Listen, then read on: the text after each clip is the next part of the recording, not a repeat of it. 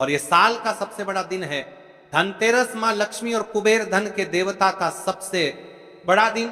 आज की इस कथा से विशेषकर मेरी बहनों, मेरी जीजी और मेरे जीजाओं से निवेदन है, ये जो 18 अक्टूबर शनिवार का दिन पड़ रहा है, इस दिन धनतेरस साल का एकमात्र दिन, ऐसा मौका हाथ से नहीं जाने देना है। इस दिन यदि घर की कोई भी एक महिला, घर का कोई भी एक सदस्य इस छोटे से उपाय को करता है, उससे घर में सदैव के लिए धन धान्य में वृद्धि होती है, व्यापार ढंग से चलता है, स्थायी लक्ष्मी का वास होता है और भगवान विष्णु और माता लक्ष्मी की कृपा उन पर विशेषकर बनी रहती है। इस दिन आपको कौन कौन करके मिली सी वस्तुएं खरीदनी है, पूजा पाठ की कौन सी ऐसी सामग्री लेनी है, झाड़ू लेकर आपको अपने घर के किस स्थान पर रखना है, पूजा पाठ करते समय आपको कौन सा छोटा सा उपाय करना है, एक मुट्ठी नमक से आपको ऐसा कौन सा टोटका करना है जिससे आपके जीवन में चल रही सारी समस्या समाप्त हो, माता लक्ष्मी का स्थायी वास हो और अपने घर की माता तुलसी कुंड के समक्ष एक दीपक प्रज्वलित करके धनतेरस वाले दिन शाम के समय आपको ये छोटा सा उपाय करना है। और माता लक्ष्मी धनतेरस वाले दिन किस समय भ्रमण करेगी, किस समय आपके घर में आपको किस समय बड़ी समस्या लगेगी, माता लक्ष्मी को किस समय आपके घर में आपको शक्ति है, और ऐसे कौन कौन से कार्य है जो आपको धनतेरस वाले दिन नहीं करना है और अपने घर के मुख्य द्वार पर किए जाने वाला यह छोटा सा उपाय अवश्य करना है। ठीक है, तो विशेषकर मेरी बहनों से निवेदन है, आप जहां से भी इस कथा को सुन रहे हो, फेसबुक, यूट्यूब के माध्यम से इसे अंतिम तक सुने। ऐसा भी माना जाता है कि यह धन की देवी लक्ष्मी और कुबेर की आराधना का दिन है।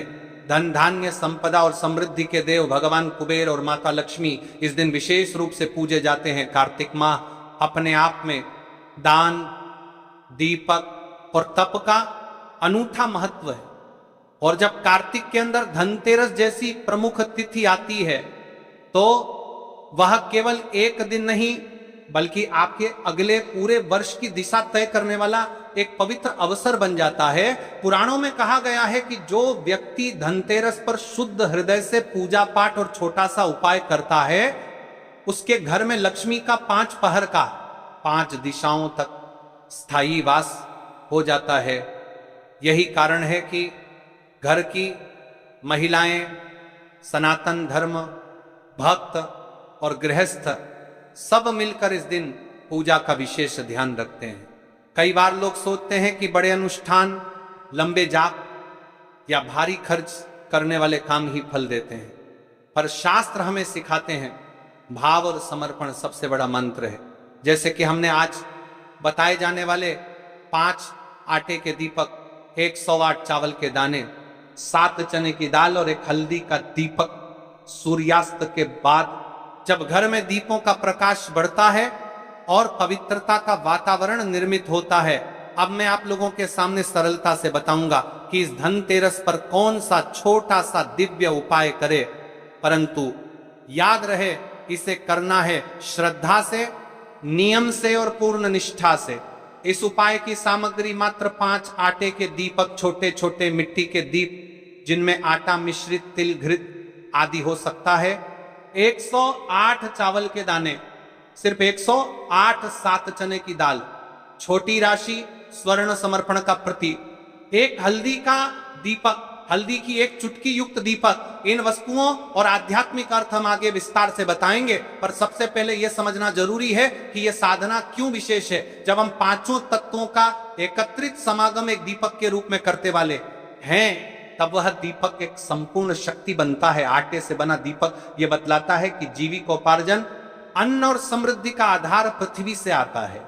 इस दीपक को जलाकर हम पृथ्वी के समृद्धि दाता को स्मरण कराते हैं कि हमारे घर की थाली कभी खाली न रहे। अब आते हैं 108 चावल। हिंदू धर्म में 108 का अंक पवित्रतामय है।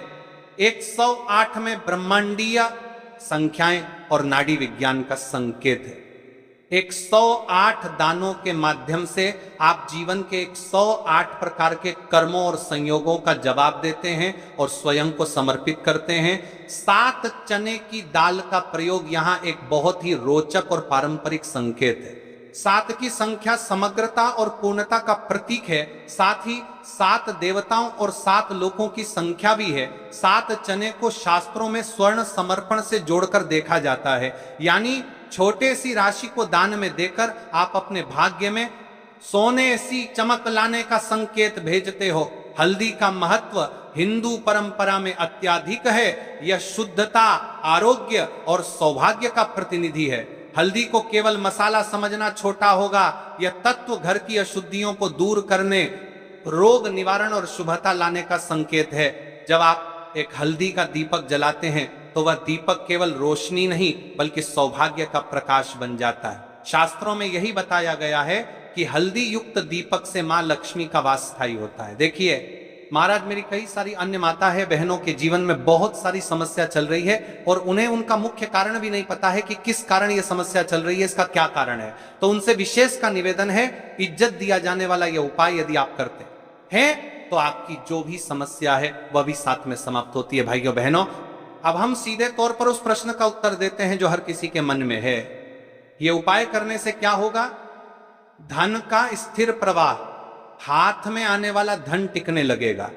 जो रकम आकर भाग जाती थी वह स्थिर होने लगेगी।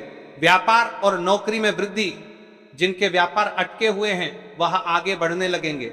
नौकरी में प्रोन्नति या नई नौकरी के द्वार खुल सकते हैं। कौटुंबिक सुख और शांति घर में कलह घटेगी, सुख शांति बनी रहेगी। कुंडली दोषों का शमन, ग्रह दोष या टोने टोटके के प्रभाव कम होंगे। वैवाहिक और संतान संबंधी बाधाएं दूर होना, जो विवाहित नहीं हो रहे उनके विवाह में सहायक परिस्थितियां बन सकते हैं। मन का आत्मसंतोष और विश्वास, आध्यात्मिक शुद्धि से मन निश्चिंत होगा। इंसान में धैर्य और दृढ़ता आएगी। यही कारण है कि हमारे पुरखे इस दिन विशेष सावधानी और श्रद्धा से छोटे छोटे उपाय करने का निर्देश देते थे, क्योंकि उनका अनुभव कहता है कि यही छोटे कार्य मिलकर बड़े चमत्कार लाते हैं। समय धनतेरस के दिन संध्या शुभ मुहूर्त में पूजा आरंभ करें। सूर्यास्त के बाद का समय सबसे उत्तम माना जाता है। कौन करे?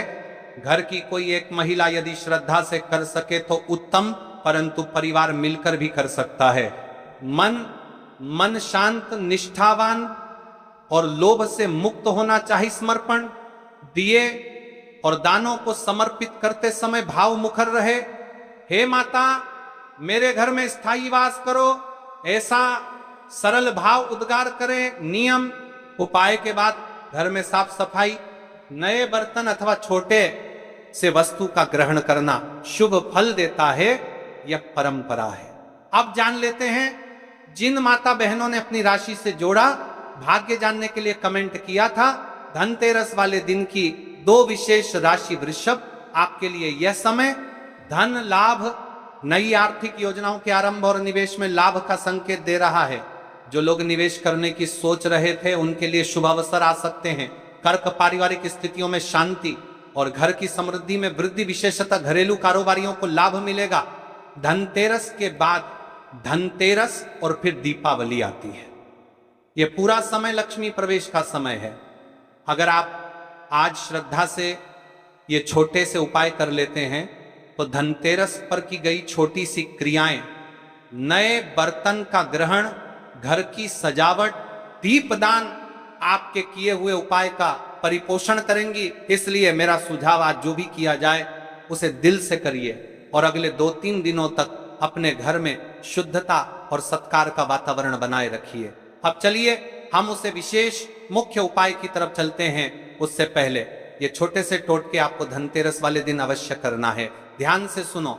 जैसे कि आपके घर में माता तुलसी कुंड है तो वहां पर अच्छे तरीके से साफ सफाई करें, लीपा पोती कर दीजिए और वहां पर रंगोली बना दीजिए। और आपको प्रदोष काल के समय यानी संध्या काल में आपको एक लंबी बत्ती के दीपक को अवश्य प्रज्वलित करना है और माता तुलसी से कामना विधि करनी है। ठीक है, देखिए धनतेरस वाले दिन आपको या फिर आपके घर की किसी भी एक महिला को ये छोटा सा टोटका अवश्य करना है।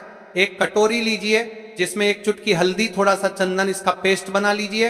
अब जो अपने घर के मुख्य द्वार है वहां पर स्वास्तिक का निर्माण करें, अपने घर के मंदिर में स्वास्तिक का निर्माण करें, जहां पर आप पैसा रखते हो, धन रखते हो, वहां पर स्वास्तिक का निर्माण करें। तुलसी कुंड में स्वास्तिक का निर्माण करें। ये स्वास्तिक शुद्धता के प्रतीक माने जाते हैं। स्वास्तिक केवल शुभ कार्यों में ही बनाए जाते हैं, इसलिए आपको धनतेरस वाले दिन इस उपाय को अवश्य करना है। अब देखिए, आपको ऐसा लगता है कि किसी ने टोना टोटका करवा रखा है तो एक मुट्ठी नमक लीजिए और अपने घर के पीछे चले जाइए। अब आपको ऐसा लगता है कि किसी ने करवा रखा है, आपको उसका नाम पता है तो उसके नाम लेकर, या फिर आपको उसका नाम नहीं पता है तो शत्रु शत्रु बोलते हुए उसे एक मुट्ठी नमक को अपने घर के पीछे कहीं पर गड़ दीजिए या फिर पानी में घोलकर रख दीजिए। आपके शत्रु का उसे दिन ही सर्वनाश हो जाएगा। अब चलिए हम उसे मुख्य उपाय की तरफ चलते हैं जो आपको इस पवित्र धनतेरस वाले दिन करना है। महाराज जी, ऐसा मौके बार बार नहीं मिलते हैं, ध्यान से सुनिए।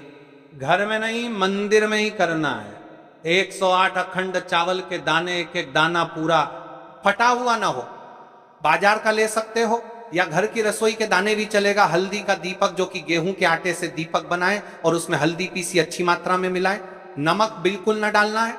दीपक में रुई की बत्ती लंबी और तेल भरें। तेल के लिए तिल का तेल आदर्श है, पर आप तिल, सरसों, साधारण दीप तेल में से कुछ चुन सकते हो। कम से कम इतना तेल डालें कि दीपक स्थिर जलता रहे। हमें इस उपाय को यदि सुबह के समय कर रहे हैं तो आपको एक लोटा शुद्ध जल शिवलिंग पर जलाभिषेक के लिए लेकर के जाना है। यदि आप इस उपाय को करने के साथ में कोई अन्य सामग्री भी लेकर के जाना चाहते हैं तो आप वो भी लेकर के जा सकते हैं।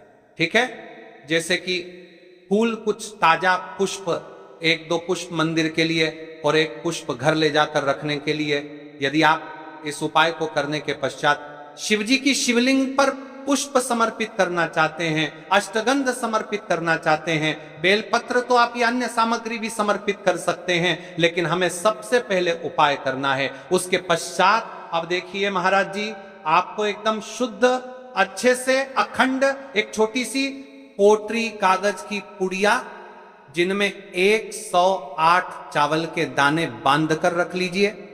एक छोटा बर्तन दीपक रखने के लिए, ताकि तेल टपकने से समस्या ना हो। अब देखिए महाराज जी, हम इस उपाय को कर रहे हैं तो हमें इस उपाय को करते समय कुछ सावधानियां भी भारत नहीं है, इसलिए हम आपको उपाय को विस्तार से बता रहे हैं, अच्छे से बता रहे हैं, ताकि आप कोई भी गलती ना करें और आपका उपाय सफल हो।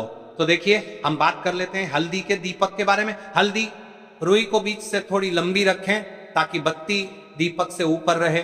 अंत में दीपक में तेल भरें। ध्यान रहे कि तेल बत्ती के आसपास पर्याप्त रहे। अब दीपक प्रज्वलित करने के लिए तैयार है। दीपक पूरी तरह सूखा ना हो। अब 100